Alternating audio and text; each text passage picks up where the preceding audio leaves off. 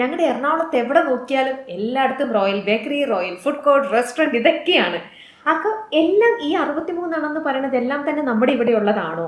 എങ്ങനെയാണ് അതെല്ലാം? നിങ്ങൾ താമസിക്കുന്ന തൃപ്പൂണിത്തുറയുള്ള എൻ്റെ സുഹൃത്തിൻ്റെ മോഹനൻ ചേട്ടൻ്റെയാണ്. ഞങ്ങളൊരു നാട്ടുകാരാണ്. ഓ, തലശ്ശേരിയിലെ ചൊക്ലി എന്ന് പറഞ്ഞ ഗ്രാമത്തിലുള്ളവരാണ്. ആ, ശരിക്കും ബേക്കറിക്കാർ കൂടുതലും ആവേശത്ത് വരുന്നവരാണ്.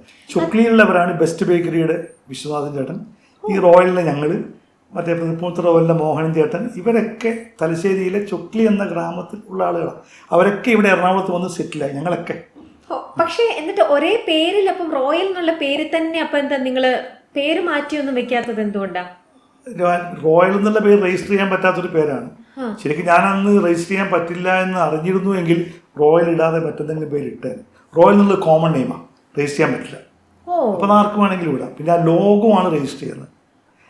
അപ്പോൾ തൃപ്പൂണിത്തുറ സൈഡിൽ ഇപ്പം ഞാൻ എൻ്റെ കടകൾ തൃപ്പൂണിത്തുറ സൈഡിൽ ഉണ്ടാവില്ല. എനിക്കുള്ള എറണാകുളം, ആലുവ, പെരുമ്പാവൂർ, മൂവാറ്റുപുഴ, കോതമംഗലം, മറ്റേ അടിമാലി, ആ സൈഡാണ്. മോഹൻ ചേട്ടൻ ഞാൻ ഒരേ പേരായത് കൊണ്ട് ഞങ്ങൾ 2 റൂട്ടിലാണ് സഞ്ചരിക്കുന്നത്.